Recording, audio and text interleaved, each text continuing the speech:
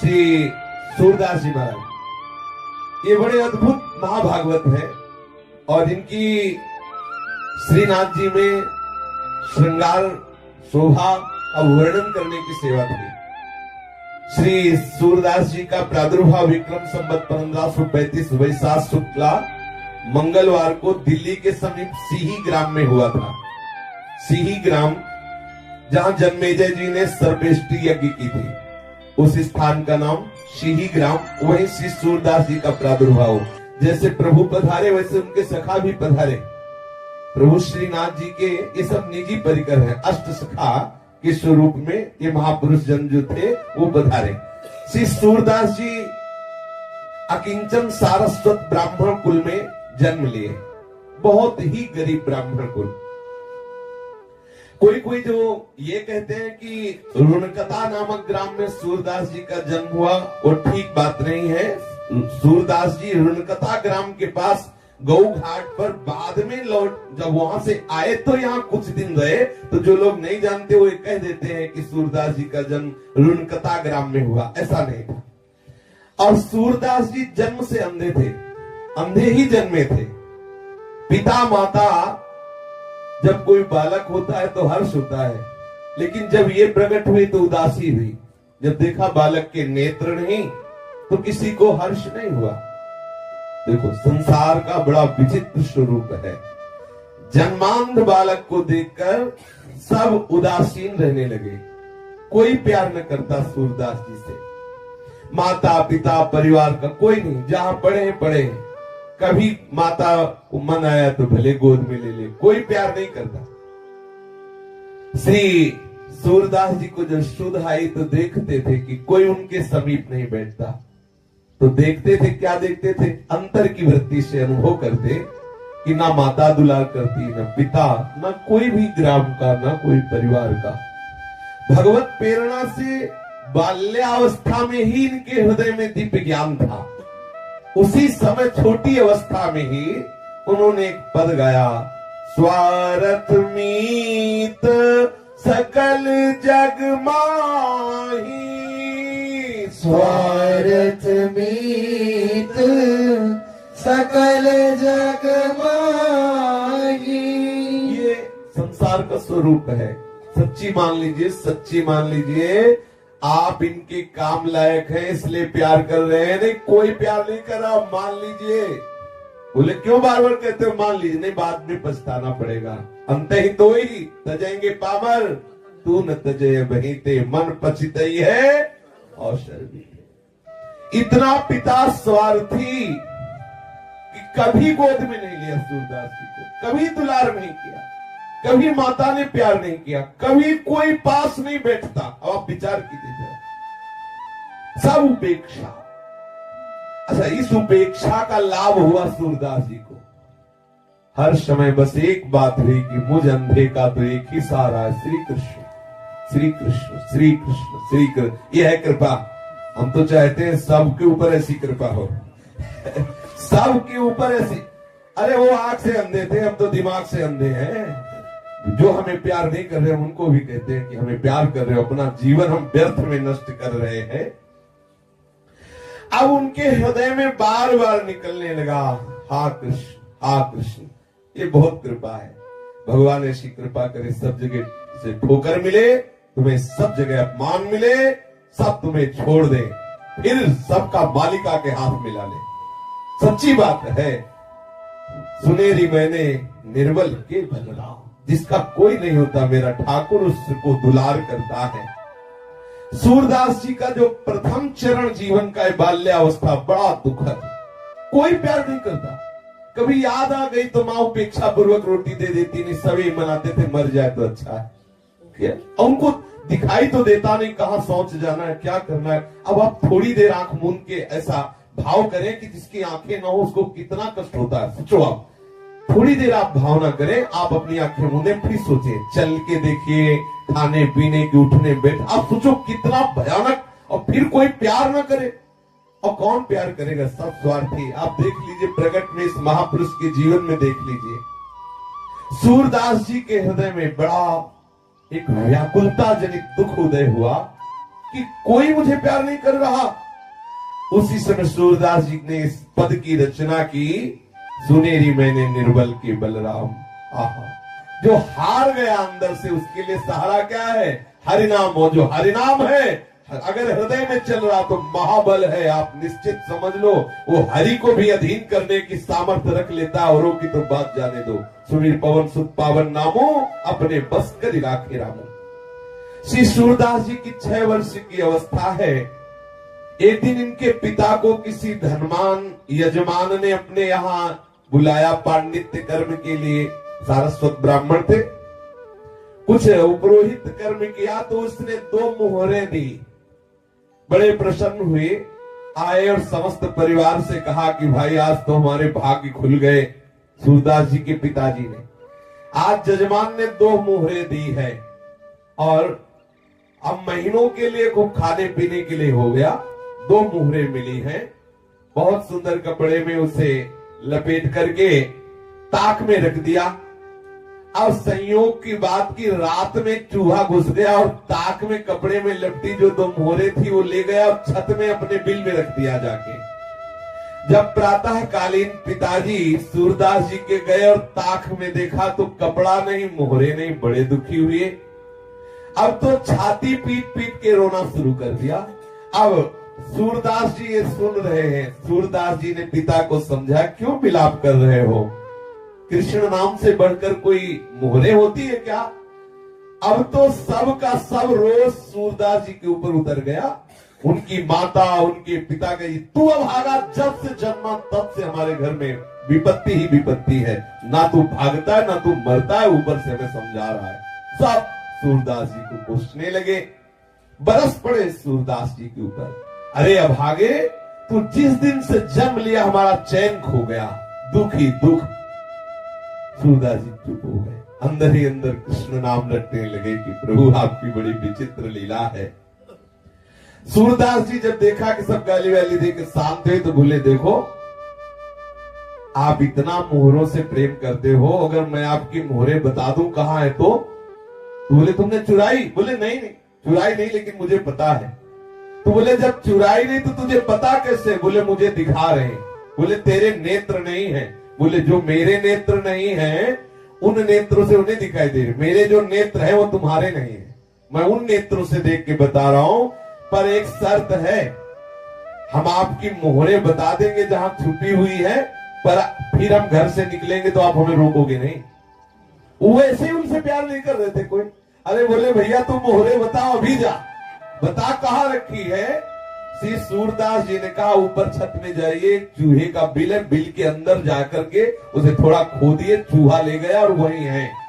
पिताजी और परिवार के लोग भाग के गए। जब वहां गए तो ठीक जैसा सूरदास जी ने कहा था वैसे ही वो मोहरे मिल गए। अब लौट के आए, सूरदास जी ने कहा अच्छा तो अब हम चले। तो उनको लगा बेटे में चमत्कार है। तब उन्होंने कहा कि भाई अब तुम हमें छोड़ के कैसे जा? अभी कह रहे थे मर क्यों ले जाता, भागे। 2 मोहरे मिल गई तो अब गले लगा के रे भाई तुम कैसे हमें छोड़ के जाओगे, हम तुम्हारे बिना कैसे रहे? सूरदास जी अंदर ही अंदर मुस्कुराए, अरे स्वार्थी संसार। तो वो कहा नहीं नहीं पिताजी अब आज्ञा कीजिए, अब हम तो जा रहे हैं। श्री सूरदास जी घर से राह में उनको छोड़ दिया गया। धीरे धीरे चल रहे हैं, 4 कोस पैदल चले। सोचो नई अवस्था है, आंखों से दिखाई नहीं दे रहा है और ये केवल बाहरी प्रेम के 2 शब्द बोले थे पिताजी ने, अरे रुक जाओ काहे गुजारे। वो भी जो मोहरे मिल गई नहीं, अभी पहले कह रहे थे मर जाए। अच्छा ये बिल्कुल सच्ची मानो, बहुत धोखे में हो यदि आपको लग रहा हो तुम्हें कोई प्यार कर रहा है। बिल्कुल बिल्कुल सावधान सावधान, तुम्हारे समय को नष्ट किया जा रहा है। बहुत कम समय है, सच्चिदानंद प्रभु से प्यार कर लो।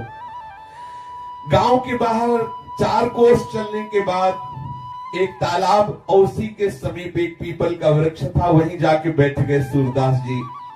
सायंकाल के समय उसी गांव का एक ब्राह्मण जमींदार गायों को खोजता हुआ जा रहा था। देखा कि कोई पीपल की जड़ के समीप बैठा है। आए तो उनका भाई तुम कैसे बैठे हो? तो बोले तुम कैसे यहाँ आए हो? तो उनका हम तो अपनी गाय ढूंढने आए हैं और बहुत खोजा लेकिन गाय नहीं मिल रही, अगर कोई बता दे तो मैं उनमें से 2 गाय भेंट कर दूंगा। सूरदास जी ने कहा मुझे भेंट की तो जरूरत नहीं, लेकिन मुझे यहीं से दिखाई दे रही तुम्हारी गाय कहाँ है।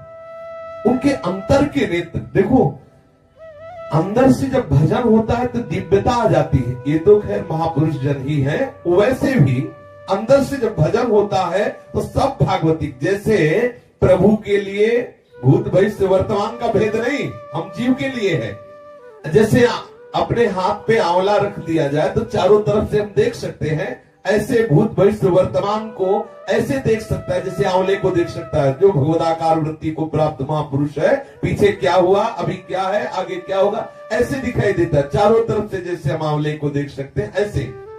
सूरदास जी ने कहा मुझे तुम्हारी 2 गाय भेंट तो नहीं चाहिए, पर मैं बता सकता हूं कि तुम्हारी गाय कहाँ है।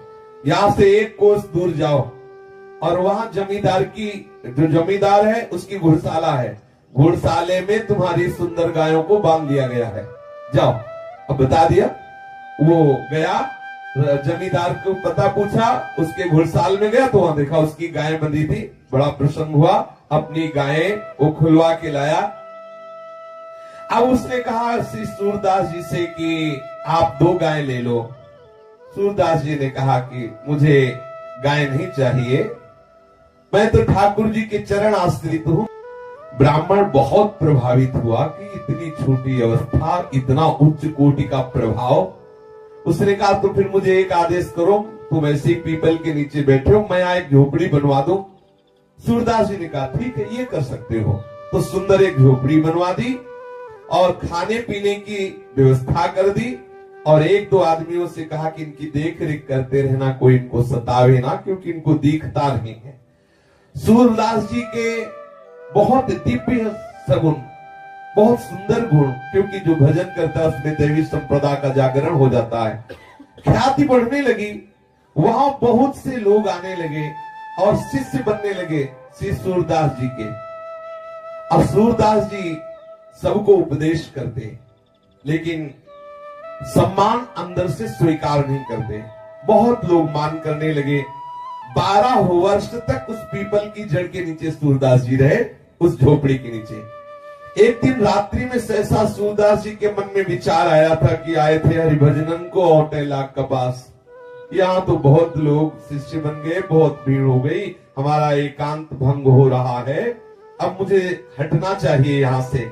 हमारी मूढ़ता देखो, मैं इसमें सुख मान रहा हूं, मैं अपने लक्ष्य को भूल गया, सब कुछ त्याग करके एक वस्त्र शरीर में धारण करके वहां से चल पड़े। बिना विश्राम किए पूछते हुए फिर विश्राम घाट में आए, मथुरा में विश्राम घाट में, और यहाँ कुछ दिन घाट में रुके रहे। फिर यहाँ से रुनकता ग्राम के निकट यमुना घाट पर पहुंचे, जिसे गौ घाट कहते, वहां रहने लगे। सूरदास जी का बड़ा ही सुंदर गला था, गान करने में बहुत ही सुंदर स्वर था, और विचार शक्ति बहुत तीव्र थी, भगवत भक्ति महान। इन सब सद्गुणों से गौ घाट में भी भीड़ लगने लगी। गौ घाट में भी ब्रजवासी जन और बाहर के लोग आ करके इनके सामने बैठते, भगवत चर्चा करते। बहुत तो शिष्य हो गए। ये जन समाज में स्वामी जी के नाम से जाने लगे, स्वामी सूरदास जी। जिन दिनों श्री सूर स्वामी गौ घाट पर अपना निवास बनाए हुए थे, उसी काल में श्रीमद वल्लभाचार्य जी महाप्रभु भक्ति मार्ग की अद्भुत प्रकाश को फैला रहे थे। दक्षिण के शास्त्रार्थ में विजय के कारण सभी उनके लोहा मानते थे। संवत 1567 में श्री वल्लभाचार्य जी जब अपने बहुत से सेवकों को साथ लिए हुए प्रयाग के पास एक स्थान है, वहां से ब्रज आ रहे थे, तब श्री महाप्रभु का गौ घाट में पड़ाव पड़ा। सब लोग श्री यमुना स्नान करके नित्य कृत्य से निवृत्त होकर के रसोई बनाने में लगे। एक सेवक ने सूरदास जी को वृत्तांत सुनाया कि कोई बहुत बड़े महापुरुष पधारे हुए हैं गौ घाट में ही, शायद उनका नाम श्रीमद वल्लभाचार्य जी है, ऐसा बताया। सूरदास जी बोले, मेरे हृदय में कुछ हो रहा है, ऐसा लग रहा है कि मैं जिनकी खोज कर रहा था वो आ गए, मुझे उनसे मिलाया जाए। सुखपूर्वक जब विराजमान हो आचार्य चरण, तो मुझे बताया जाए, सावकाश मिलने पर मैं उनके सामने जाकर के प्रणाम करना चाहता हूं। एक सेवक ने ऐसा ही किया। जब देखा कि आचार्य चरण आराम से विराजमान है, सूरदास जी से कहा कि अब बहुत बढ़िया अवसर है, शीघ्र चलिए। सूरदास जी सेवक के साथ गए। श्री आचार्य चरण आसन पर विराजमान थे। सूरदास जी ने अपने हाथ उठाए ऊपर और साष्टांग आचार्य चरणों में प्रणाम किया, बैठ गए दैन्यता से। आचार्य चरण ने कहा, मैंने सुना है तुम भगवान का यश गाते हो, सुनाओ, कोई पद सुनाओ। तो श्री सूरदास जी ने सुनाया, हरि हो सब पतितन को नायक, हरि हो सब पतितन को नायक। श्री सूरदास जी महाराज जी ने आचार्य चरण को एक पद सुना। आचार्य चरण कुछ नहीं बोले तो सूरदास जी को लगा कि अब दूसरा पद सुनाए, क्योंकि जब तक जिसे महापुरुष बोले कि सुनाइए, तो जब तक वो ये ना कहने के रुक जाइए तब तक सुनाते ही रहिए, अपनी तरफ से नहीं। ये गुरुजनों का जो सेवन का स्वरूप है कि अगर उनका सुनाओ तो जब तक या तो वो ग्रंथ खत्म हो जाए तो फिर हम इंतजार करेंगे कि वो आदेश क्या कर रहे हैं, नहीं तो हम सुना ही रहे जब तक वो रोक न दे। अगला पद सुनाना प्रारंभ किया सूरदास जी ने, प्रभु हो सब पतितन कोटि को, प्रभु हो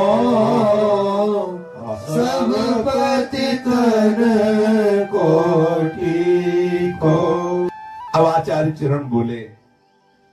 श्री वल्लभाचार्य जी ने मुस्कुराते हुए कहा, तुम्हारा नाम सुना था कि सूर है। सूर माने होता है बलवान। ये घिघियाना कब बंद करोगे? ये होता है प्रेमी जनों की महिमा। उन्होंने सूर माने बलवान होता है। तुम्हारा नाम तो सूर है, ये घिघिया रहे हो, कब तक घिघियाते रहोगे? कब तक दीन बनकर ऐसे रोते रहोगे? अरे हरि की लीलाओं का गायन करो, घिघियाना बंद करो। श्री आचार्य चरण ने सूरदास जी से कहा। सूरदास जी ने हाथ जोड़कर कहा, प्रभु मुझे बिल्कुल लीला का कोई अनुभव नहीं हो रहा है, फिर बनावटी मुझसे गाते नहीं बनेगा, अंदर कोई लीला स्फुरित हो नहीं रही है, तो मैं जैसा हूं वैसे ही दीनता की बात करता हूं। अगर कोई लीला स्फुरित हो तब तो गाऊं। देखो महापुरुषों की कैसी करुणा बरसती है। श्री महाप्रभु जी ने कहा कि तुम्हारे अंदर दिव्य दृष्टि का संयोग है, चिंता मत करो, अभी खुल जाएगी। जाओ यमुना स्नान करके आओ। चाबी है आचार्यों के पास।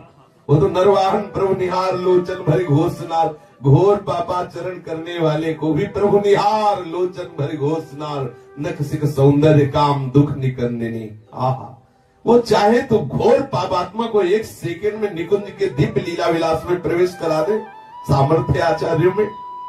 आचार्य चरण ने कहा, अच्छा जाओ यमुना स्नान करके आओ, हमारी लीला का भी अनुभव हो जाएगा।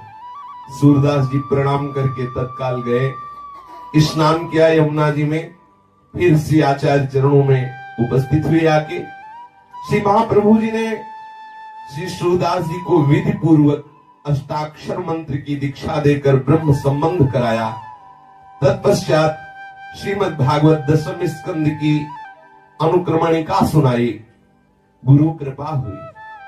जे ही सदगुरुदेव के द्वारा मंत्र ब्रह्म संबंध और कृपा हुई तो सूरदास जी के हृदय में महान प्रेम लक्षण भक्ति का प्रादुर्भाव हो गया। प्रेम का संचार होते ही दिव्य लीलाएं प्रकट होने लगी।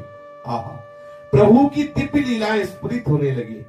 महाप्रभु जी ने पूछा, कहो सूरदास, कुछ सूझ रहा है अंदर से, कुछ समझ में आ रहा है, कुछ दिखाई दे रहा है?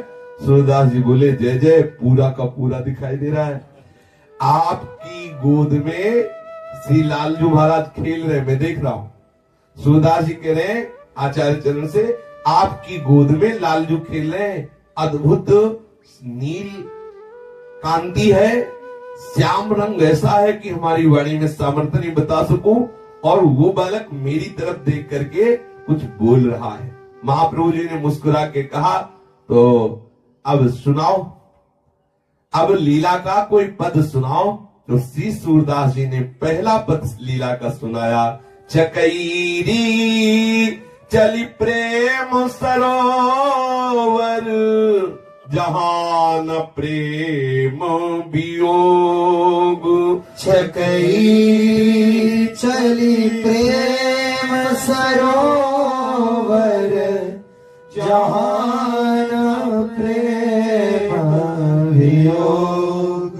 श्री सूरदास जी ने इस पद को पूरा करके सुनाया। फिर आनंद मगन होकर ब्रज भयो महर के पूत जब यह बात भयो महर के पूत जब यह बात सुनी। ये बधाई का लालजू का प्रादुर्भाव हुआ है, अद्भुत नंदोत्सव मनाया जा रहा है। ये लीला देखी, ये पद गायन करके श्री आचार्य चरण को सुना। महाप्रभु बहुत प्रसन्न हुए, बोले सूरदास जी अब तुम्हारा लीला में प्रवेश हो गया है, अब तुम्हारे हृदय में दिव्य दिव्य नवीन लीलाएं श्री लालजू की प्रकट होती रहेंगी।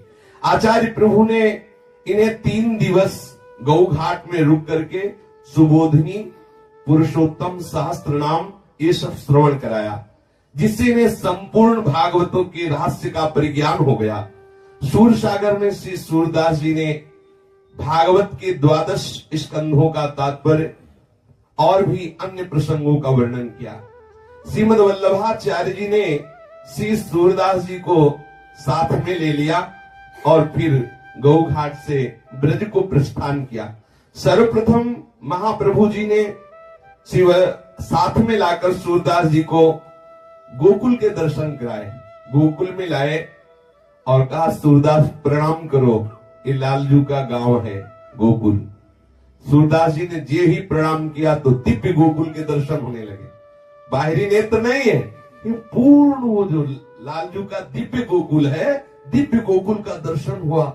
सूरदास जी के रोम रोम खड़े हैं, हृदय आनंद से नाच रहा है कि गुरु कृपा कितनी महा महिमा में होती है, जो अनंत जन्मों के साधनों से बात नहीं बनती, गुरु कृपा से कितने शीघ्र वो दिव्य गोकुल का दर्शन।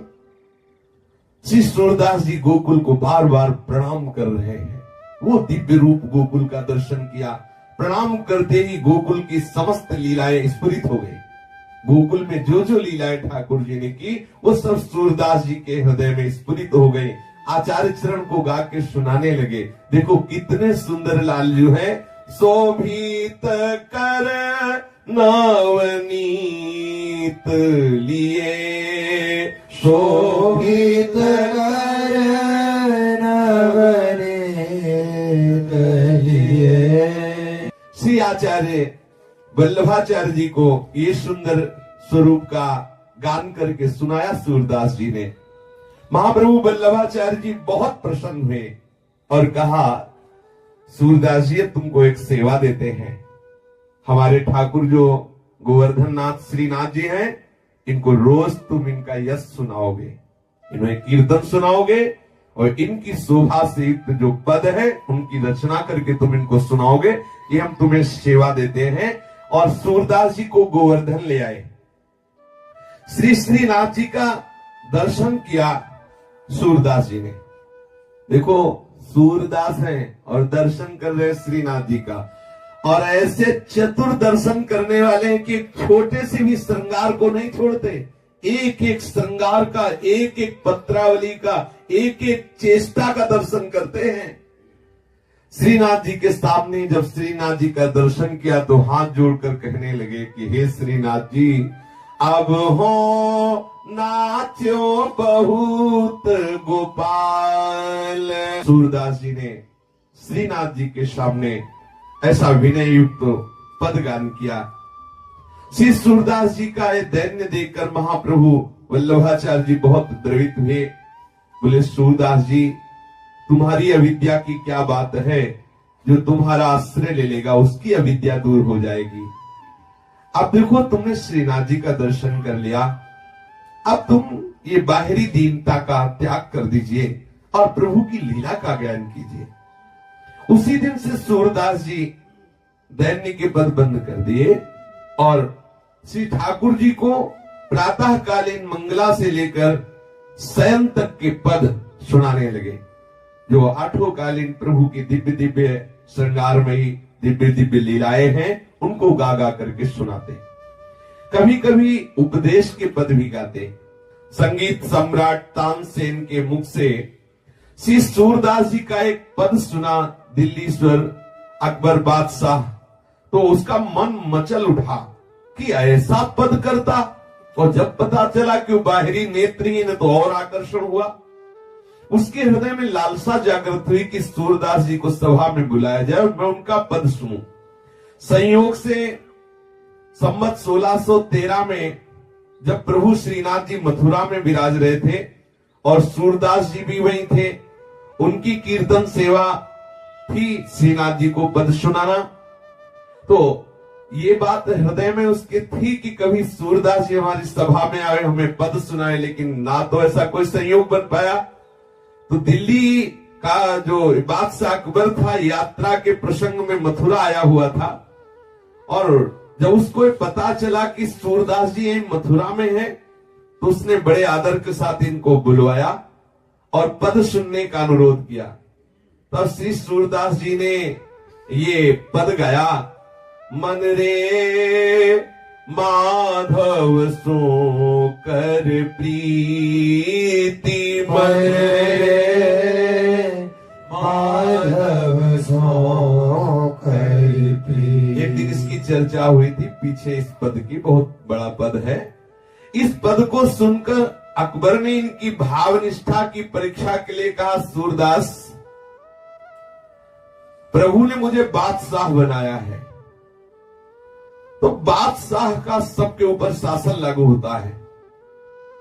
मैं भी मान और दान पाने के योग्य हूं क्योंकि मैं बादशाह हूं। इसलिए मैं चाहूंगा कि तुम मेरे विषय में पद बना करके भी गाओ, क्योंकि मैं बादशाह हूं। सूरदास जी ने कहा कि मैं जिस बादशाह के सामने गाता हूं, उस बादशाह के सामने तुम्हारी बादशाह कुछ नहीं है। और मैं गाऊं जब मेरी बुद्धि हो तब ना। मेरी बुद्धि तो जिस बादशाह में लग गई, वहां से हटने की जगह नहीं रह गई। मेरे हृदय में जगह नहीं, मेरी बुद्धि में जगह नहीं, मैं कैसे गा सकता हूं। पर आपने कहा कि गाइए, तो मैं अपनी बात बता रहा हूं कि नाहिन रह्यो मन में ठोर, नाहिन रह्यो मन में ठोर। सूरदास जी ने इस पद का गायन किया। सूरदास जी के इस पद के भाव को समझकर बादशाह अकबर बहुत प्रसन्न हुआ।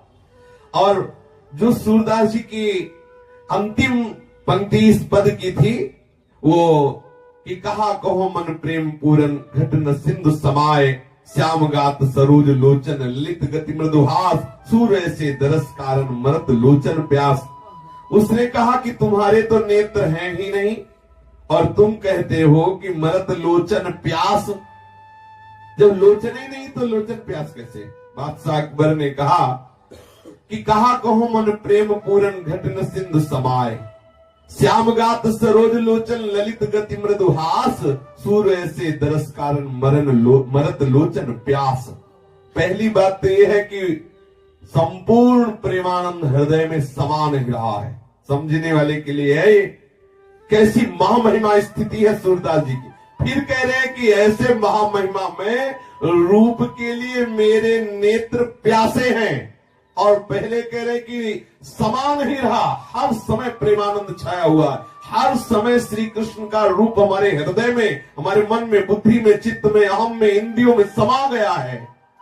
लेकिन अकबर जितना पकड़ पाया, उसने केवल इतना ही पकड़ पाया कि आपके नेत्र नहीं तो लोचन कैसे प्यासे हो सकते हैं रूप के।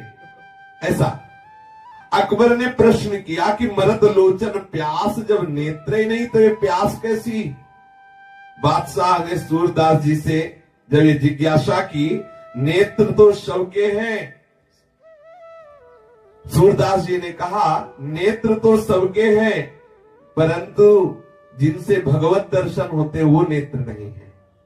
तुम्हें हमारे वो नेत्र नहीं दिखाई दे रहे जिससे संसार दिखता है, लेकिन जिससे ठाकुर दिखते वो नेत्र हमारे हैं, तुम्हारे नहीं है। बादशाह से कहा कि तुम्हारे जो नेत्र हैं उनसे संसार देखा जाता है, हमारे जो नेत्र हैं उनसे श्याम सुंदर देखे जाते हैं। संसार देखने वाले नेत्रों से मैं अंधा हूं, लेकिन भगवान जिनसे दर्शन देते हैं वो नेत्र हमारे अंदर है। तुम संसार देखने वाले नेत्र वाले, लेकिन जिन नेत्रों से प्रभु के दर्शन होते हैं उससे तुम अंधे हो। असली अंधा तो वही जिसे प्रभु ले दिखाई दे रहे हैं। अब जब तुम्हारे अंदर वो नेत्र नहीं तो प्यास कहां? और मेरे अंदर संसार के नेत्र नहीं, इसलिए संसार की प्यास नहीं, लेकिन ठाकुर के दर्शन के नेत्र हैं, इसलिए वो नेत्र प्यासे दर्शन करते हुए भी। श्री सूरदास जी की बात सुन करके अकबर बहुत प्रसन्न हुआ, बड़ा आनंदित हुआ। अकबर ने सूरदास जी से हाथ जोड़कर कहा, मेरी कुछ भेंट स्वीकार कर लो। मैं कई गांवों की जागीर आपके नाम लिख देता हूं, मैं बहुत सी जमींदारी आपके नाम कर देता हूं। तो श्रीनाथ जी की सेवा में मगन रहने वाले सूरदास जी ने कहा, मुझे जो जागीर मिली तू सोच भी नहीं सकता।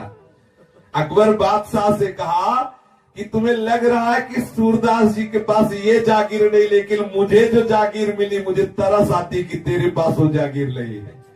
ये है बादशाहों के बादशाह, जिनको प्रभु के चरणारविंद का बल मिल गया है, जिनको प्रभु के नाम का धन मिल गया है, उनके लिए बादशाह बेचारा है, बेचारा। ये वही समझता है जो इस तरह प्रभु के अनुराग रंग में रंगे हुए हैं।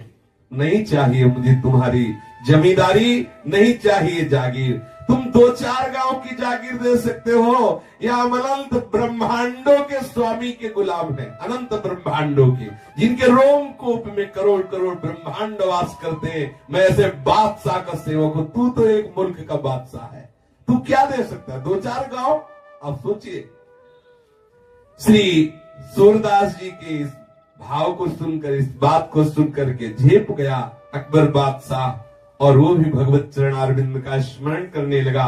सूरदास जी श्रीनाथ जी के चरणों का स्मरण करते हुए वापस आ गए। ऐसी महिमा में स्थिति देख के जितना गोस्वामी परिकर था आचार्य चरण का, वो सब बहुत प्रभावित थे कि सूरदास जी की इतनी प्रवीण बुद्धि है। तत्काल उसी लीला का गायन करने लगते हैं। चमत्कारी महात्मा है। परिवार के जो छोटे छोटे आचार्य परिकर के बच्चे भी थे, उन्होंने कहा कि बहुत चमत्कारी है, जैसा श्रृंगार किया जाता है तत्काल वही गा देते हैं जो ठाकुर का श्रृंगार किया जाता है। हूबहू बिल्कुल जैसी पोशाक, जैसी किनारी, जैसी पत्रावली, जैसे रंग के पुष्प, और प्रकट में आंख नहीं है, सामने ठाकुर के बैठे और वैसे ही रचना करके पद की गादी। बड़ा आश्चर्य। आंख वाला भी धोखा कर सकता है वर्णन करने में, कोई चूक कर सकता है, लेकिन सूरदास जी से कोई चूक नहीं होती। कौन सी पत्रावली बनी है, एक लट कहां विराजमान है, कौन सा छोटा आभूषण, सब वर्णन करते। श्री सूरदास जी की अपार महिमा को देख करके एक विनोद सूझा आचार्य परिकर को। श्री विठल नाथ जी से ये कहा गया कि आज इनको पोशाक ही मत धारण करो ठाकुर को, और फिर लाओ श्री सूरदास जी को। आज देखते हैं क्यों कैसे वर्णन करते हैं। तो यद्यपि ये विनोद से ही है, क्योंकि सब परिकर जानते हैं कि ठाकुर जी का जो निरंतर चिंतन करते रहते हैं, उनके बाह्य नेत्र भले न हो, लेकिन आंतरिक नेत्र निश्चित खुल जाते हैं, और उन्हीं नेत्रों से दर्शन होते हैं। निकस कुंज ठाढ़े भये भुजा परस्पर अंश, श्री राधा वल्लभ मुख कमल निरखे नयन हरिवंश। तो गोसाई जी ने कहा कि पहले जो अभी श्रृंगार है, इस श्रृंगार रूप में लाते हैं सूरदास जी को, और फिर तत्काल वो श्रृंगार उतार देते हैं, सूरदास जी को दूर बैठाते हैं और बिल्कुल श्रृंगार रहे, कोई वस्त्र नहीं, कोई पोशाक, फिर लाते हैं, फिर देखते हैं, क्योंकि पहले अभी श्रृंगार किया गया, पूर्ण श्रृंगारी, वो आके बैठे। अब वो क्या वर्णन करते हैं, और थोड़ी ही देर में वो जहां जाए तो पूरा श्रृंगार उतारा जाए, और फिर ठाकुर जी को ऐसे साफ, फिर अगर वो वर्णन करते तो देखो ये विनोद सुहाई दिया। श्री सूरदास जी को सामने लाए, सूरदास जी देख रहे, कह रहे हैं अभी पोशाक धारण की बिल्कुल श्रृंगारित है। कहा लो बरनो सुंदरताई, कहा लो बरनो सुंदरताई। सूरदास जी ने जब इस शोभा का ऐसा वर्णन किया तो श्री गोसाई जी महाराज के परिकर ने परीक्षा के लिए श्री ठाकुर जी महाराज की सब पोशाक उतार ली। केवल थोड़ी सी मोतियों का श्रृंगार, केवल मोती शरीर में धारण कराए और कहा कि सूरदास जी बहुत सुंदर हमने ठाकुर जी का श्रृंगार किया है, अब आप गा के बताइए कि हमारे ठाकुर जी कौन कौन सा पोशाक धारण किए हुए हैं, कौन कौन से आभूषण हैं, क्या श्रृंगार धारण किए हुए हैं, आप बताइए। श्री सूरदास जी प्रारंभ हो गए। देखे री हरि नंगम नंगा, देखे री हरि नंगम नंगा। हे सखी, आज मैंने देखा श्री हरि नंगम नंगा है, कोई पोशाक नहीं धारण किए। आश्चर्य हुआ, सब गोस्वामी परिकर को बड़ा आश्चर्य हुआ, कैसी दिव्य दृष्टि है। श्री ठाकुर जी महाराज को जैसे ही पट खोला वैसे ही वर्णन कर रहे। आज एक भी अन्य आभूषण नहीं है, एक भी पोशाक नहीं है, केवल थोड़ा मोतियों का श्रृंगार है। श्री सूरदास जी महाराज ऐसी महामहिमामयी स्थिति में हैं, फिर भी अचानक उनका एक कुएं में गिरना होता है पूर्व प्रसंग में, और 7 दिन 7 रात उस कुएं में पड़े रहते हैं। जब देखा निकालने वाला कोई नहीं आ रहा तो ठाकुर जी से बहुत लड़े अंदर ही अंदर, क्या तुमसे कहे तभी तुम निकालने आओगे? 7 दिन हो गए, 7 रात हो गए, कोई भोजन नहीं, कोई पानी नहीं, बड़े भक्त वत्सल कहलाते हो। क्या था सुदामा जी के उन चावलों के टुकड़ों में कि बिक गए, हम 7 दिन से कुएं में पड़े। प्रहलाद जी ने क्या आपको ऐसा प्यार दिया कि खंभे से निकल पड़े? मुझे 7 दिन हो गए ठाकुर जी से लड़े। जैसे नरसिंह मेहता जी जब लड़े ठाकुर जी का, तुम्हारी मौसी लगती है, तुम्हारी बुआ लगती है, ऐसे। हाँ, अच्छा, अब किससे लड़े? है कौन? हम रीझेंगे तो इन्हीं से, खींचेंगे तो इन्हीं से। भाई अगर हमारे अंदर गुस्सा आएगी तो किसके ऊपर आएगी? बोले गुस्सा करना प्रभु के ऊपर ठीक नहीं, हम कहते इन्हीं के ऊपर गुस्सा करो, दूसरे से करना ठीक नहीं। दूसरे से करना बिल्कुल ठीक नहीं, उससे अपना परमार्थ बिगड़ जाएगा। और इनसे गुस्सा करने से बहुत लाभ है, कभी हानि नहीं होनी, पक्का समझ लो। और गुस्सा उसी से किया जाता है जिससे अधिक प्रेम होता है। जैसे बच्चा मां से गुस्सा करता है, जा मुझे दूध नहीं पीना, नहीं खाना, तो क्यों? उसके मन की कोई बात नहीं हो रही ना, इसीलिए तो। और वो जानता है कि मेरी मां बहुत करुणामयी है, ऐसा मैं करूंगा तो मान जाएगी। प्रभु वात्सल्य समुद्र है। आए और सूरदास जी को कुएं से निकाला। अब आप देख लो, इनको पसंद है गुस्सा की नहीं। 7 दिन से गुस्सा नहीं किया तो नहीं आए, जब गुस्सा किया तो तत्काल आ गए। बड़े लीला बिहारी है, ये बहुत ऊब जाते हैं। जैसे होता है कि रोज मिठाई खाए खा, थोड़ा खट्टा भी चाहिए, ऐसे ही ऊब जाते। हे नाथ, आप स्वामी, आप सुनो, ये थोड़ा। बोले रुक, गैया अलग कर, अब आज से तू हमारे परिकर में गाय नहीं चराएगा, नहीं खेलेगा। अब वो कार पकड़ते हैं, जैसे ग्वारिया वाले कहते, आज के बाद तेरे को देखूंगा नहीं, बोलूंगा नहीं, छूंगा नहीं तुझे। ये है थोड़ा चटपटा, जिन्हें बहुत मीठा पाए पाए, ये मीठा है विनय आदि। और जब कोई भक्त उनसे रूस जाता, लेकिन रूस वही जाएगा जिसका पूर्ण आत्मसमर्पण है, उनके सिवा कोई है नहीं। वो रूसने में बहुत प्यार है, उसी प्यार को देखने के लिए ठाकुर जी इंतजार करते, थोड़ा रूसे जो फिर वो देखते हो, फिर आ जाते हैं तत्काल।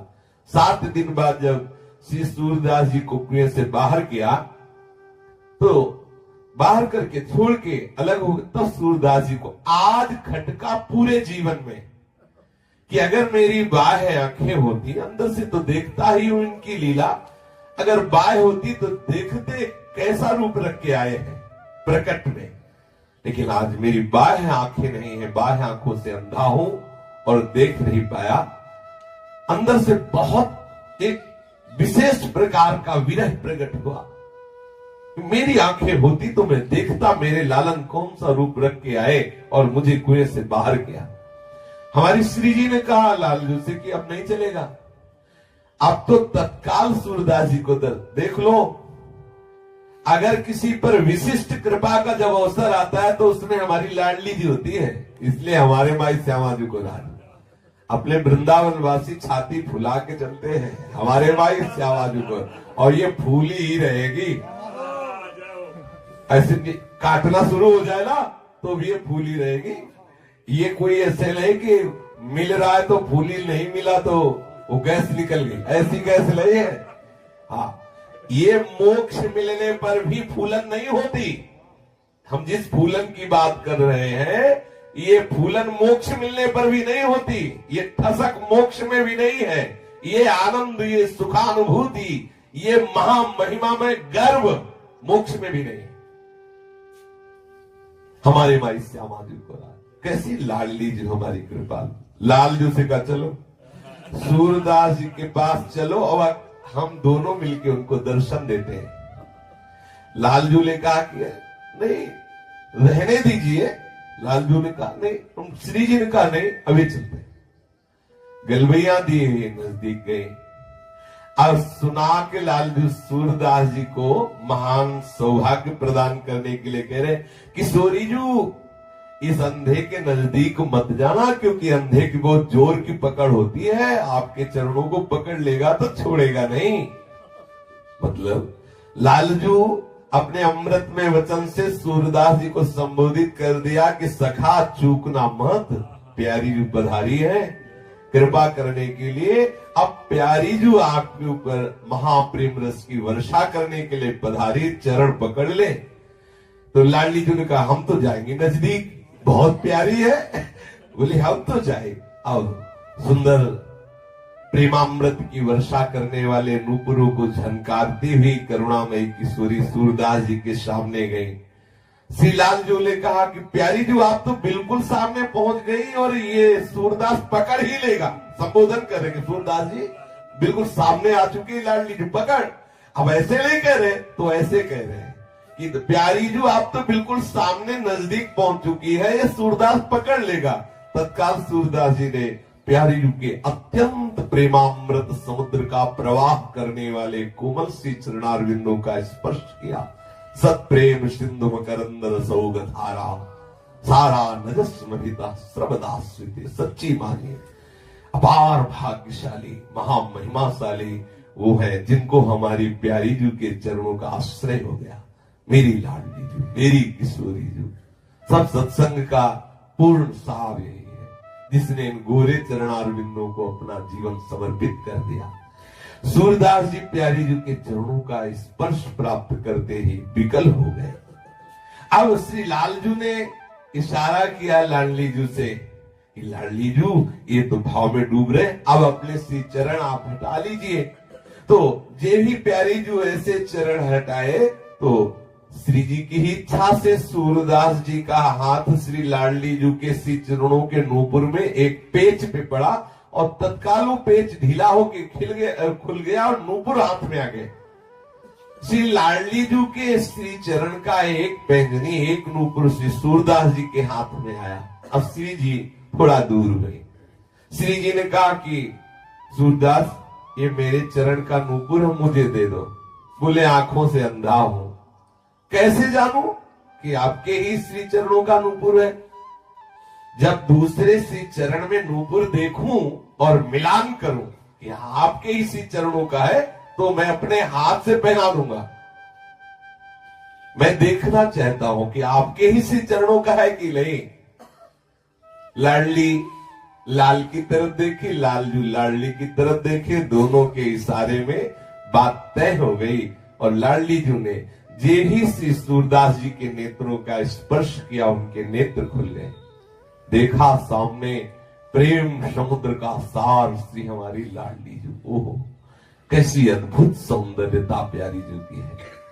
इसी सौंदर्यता में अखिल लोग चूड़ामणि श्री लालजू महाराज जिनके सौंदर्य को देखकर, लावण्य को देखकर करोड़ों काम मूर्छित हो जाते हैं, ऐसे लालजू जिन सौंदर्य समुद्र स्वामिनी में आसक्त है उनकी सौंदर्यता का कैसे कोई वर्णन करे।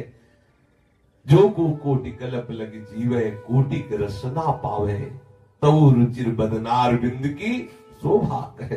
कैसे कोई प्यारी जू का सौंदर्य वर्णन करे। श्री लाडली जी के सौंदर्य को देख करके और लालजू के लावण्य को देख करके क्या दशा हुई होगी इस महापुरुष के हृदय में, कोई कैसे वाणी से वर्णन करे। विकल हो रहे सूरदास जी। प्रिया प्रीतम थोड़ी देर सूरदास जी के से आनंदमयी दशा का अवलोकन करके आह्लादित हो रहे हैं और सूरदास जी प्रिया प्रीतम की रूप माधुरी को देखकर चके जा रहे हैं। फिर प्रियाजू ने कहा कि सूरदास आज हमारी इच्छा है, तुम कुछ मांग लो, मांगो, तुम्हारी जो रुचि हो मांगो। सूरदास जी ने कहा कि मानो अंदर से कहा कि जिसके आप स्वामी हो उसे मांगना क्या बकाया रह जाता है, जिसके आप स्वामी हो। पर आपने आदेश किया मांगो, तो आप हमें देंगी। लाडली जी ने कहा कि तुम्हें कोई संशय है कि आप मांगोगे और मैं दूंगी नहीं? ऐसा क्या है जो तुम मांगो हम देना? सूरदास जी ने कहा तो मुझे पुनः अंधा बना दो। लाडली जू, जिन नेत्रों ने इस रूप को देखा अब वो नेत्र किसी और को न देखे, इसलिए मेरे नेत्र जैसे पहले थे वैसे ही कर दो। प्रिया प्रीतम विकल हो गए सूरदास जी की भावना को देखकर, इस प्यार को देखकर। तत्काल सूरदास जी के जो बाह्य ज्योति प्रकट हुई थी नेत्रों की, वो अंतर ज्योति में प्रकाशित हुई।